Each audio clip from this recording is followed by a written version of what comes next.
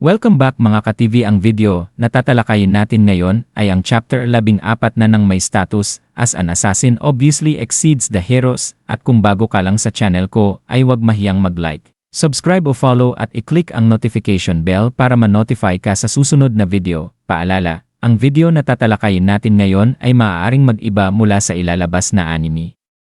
Hindi ko inaangkin ang mga drawing o anumang materyales na ipapakita. Ang layunin ko ay magpakita ng suporta at magbigay ng impormasyon tungkol dito.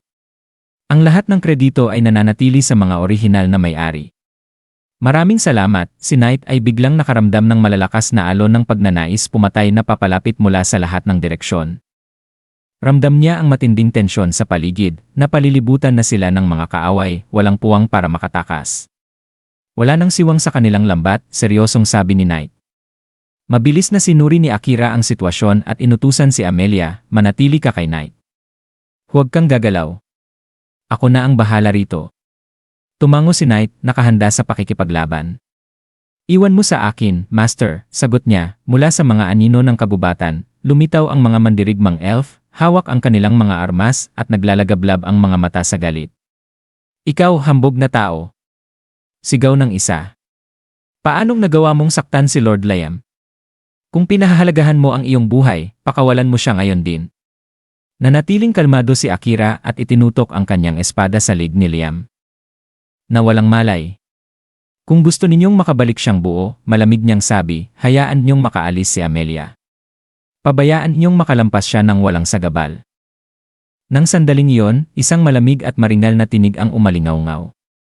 Hindi, sabi ng isang babae habang lumalabas mula sa hanay ng mga mandirigma.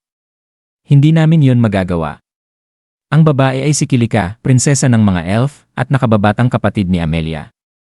Ang kanyang tindig ay puno ng otoridad at pagmamataas.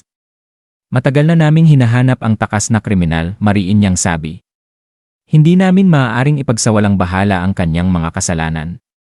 Pagkatapos, lumambot ang kanyang ekspresyon nang tumingin siya kay Amelia. Matagal tayong hindi nagkita, ate. Kay Kilika. Mahina ngunit nanginginig na sabi ni Amelia. Napatingin si Akira sa kanilang dalawa at sa isip niya ay naglaro ang naalala ni Amelia. Kaya ito pala siya. Ang kapatid na babae na minsan niyang binanggit. Gusto niyang maunawaan kaya tinanong niya, anong ibig mong sabihin na kriminal siya? Si Amelia ay prinsesa ng kaharian na ito, hindi ba? Tiningnan siya ni Kilika ng malamig. Bawasan mo ang iyong kapal ng mukha, tao, matalim niyang tugon. Pagkatapos ay itinaas niya ang manggas ng kanyang damit, ipinapakita ang mga pasa at sugat sa kamay. Tingnan mo ito, galit niyang sabi. Siya ang may gawa nito. Pinalitan niya ang gamot na ibinigay niya sa akin ng lason, at ito ang naging resulta. Napasinghap ang mga elf sa paligid. Prinsesa Kilika. Napakasama. Sigaw ng isa.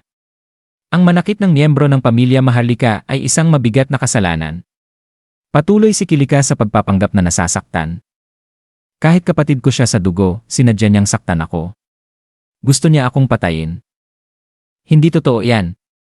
Sigaw ni Amelia, luhaan. Binigyan kita ng potion para gumaling. Siguradong may ibang nagpalit niyo ng lason. Ngunit mumisi lamang si Kilika. Nasaan ang iyong patunay? Ibig mo bang sabihin nagsisinungaling ako? Hindi makasagot si Amelia. Wala nang saysay pa ang pagtatalo, dagdag ni Kilika. Ang mismong pag-iral mo ay panganib para sa kaharian. Isa kang sumpa. Ikaw ang itinakwil na anak. Lumingon siya kay Akira na may mapanuyang ngiti. Ikaw, tao. Dinala mo sa amin ang isang takas na kriminal. Maraming salamat sa iyong serbisyo. Ngunit bago pa makasagot si Akira, biglang sumigaw si Amelia, Akira. Huwag kang titingin sa mga mata ni Kilika. Ngunit huli na. Nagtagpo na ang kanilang mga mata. Kumislap ang mga mata ni Kilika habang ina-activate niya ang kanyang mesmerism. Nanigas ang katawan ni Akira at mumisi si Kilika sa tabumpay. Tapos na, sabi niya. Ang isip ng lalaking ito ay akin na. Mag-isa ka na ngayon, ate. Wala nang kakampi sa'yo. Ngunit humakbang si Amelia, nanginginig man ay matatag ang tinig. Hindi totoo yan, sabi niya. Kilika. Humingi ka ng tawad kay Akira.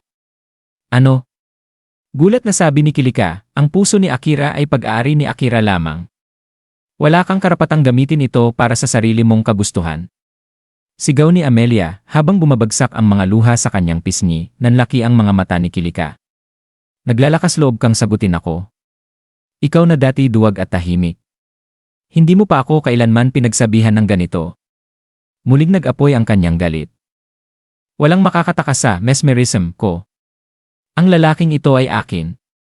Ngunit malamig na tinig ang sumagot. At kailan pa, tanong ni Akira, ako naging pagmamay-ari ng kahit sino. Napatigil si Kilika na lalaki ang mga mata. Hindi. Impossible.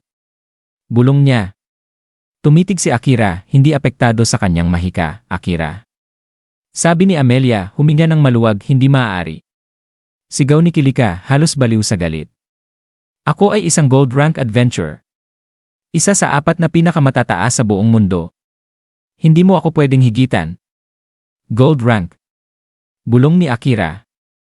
Nabasa ko iyan sa aklatan ng kastilyo. Galit na hinugot ni Kilika ang kanyang espada. Hamak na nilalang. Ipapakita ko sa iyo ang iyong lugar. Makipagduelo ka sa akin, Akira. Kilika. Sigaw ni Amelia, ngumiti si Kilika ng mapanlait. Kung matalo ka, aminin mong hangal ka at ibibigay mo sa akin si ate. Kung ako naman ang manalo, kalmadong tugon ni Akira, titigilan mo ang paghabol sa amin. Ngumiti si Kilika ng may pangungutya. Kung matalo mo ako. Pero hindi mo ako matatalo. Lumapit si Amelia, nag-aalala.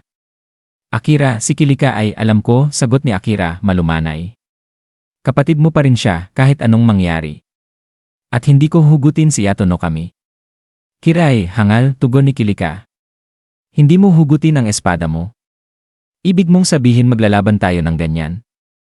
Ang mga saksi ay ang mga elf sa paligid, sagot ni Akira. Sapat na yan. Ngumiti si Kilika ng malamig. CJ. Ngunit ako'y lalaban ng may layuning pumatay. Sa isang iglap, umatake siya, mabilis at matalim ang dalaw. Ngunit sa isang kisap mata, gumalaw si Akira parang anino, at isang malinis na hiwa sa tiyan ni Kilika ang sumagot. Bumagsak siya sa lupa, gulat at talunan. Tapos na, sabi ni Akira kalmado. Ayon sa usapan. Dahan-dahan niyang ibinaba si Layam sa tabi nito, saka sumakay muli kay Knight kasama si Amelia. Nangako ka. Huwag mo na kaming habulin. Hintayin niyo ako. Mga bantay. Hulihin sila. Sigaw ni Kilika, nanginginig sa galit at kahihiyan, nag-aatubili ang mga mandirigmang elf. Impossible. Hindi matatalo si Prinsesa Kilika. Mandaraya siya. Sabay pagpapakawala ng mga palaso. Ngunit itinaas ni Akira ang kamay, at biglang lumitaw ang mga anino, nilamon ang lahat ng palaso sa hangin, napatigil ang lahat. Ano yon? Nilamon ng mga anino ang mga palaso. Nakatitig si Kilika, mangha at takot. Ang kapangyarihang ito. Hindi ko pa kailanman nakita. Extra skill ba ito? Ngunit bago pa makakilos ang sinuman, isang mabigat at makapangyarihang tinig ang umalingaw-ngaw. Ano ang ibig sabihin nito? Ipaliwanag niyo ito ngayon din. Lahat ay napalingon. Sa dulo ng kagubatan, lumitaw ang hari ng mga elf, ang ama ni na Amelia at Kilika. Matindi ang kanyang titig, malamig at puno ng otoridad, amang hari. Mahinang sabi ni Kilika, nanginginig ang tinig habang bumabalot sa kanya ang takot at kahihiyan.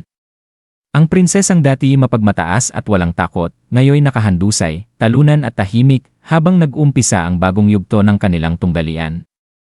At dito nagtatapos ang kabanata 14 na ng may status, as an assassin obviously exceeds the hero. Gusto niyo ba ng chapter 15? Mag-comment na sa baba at maraming salamat.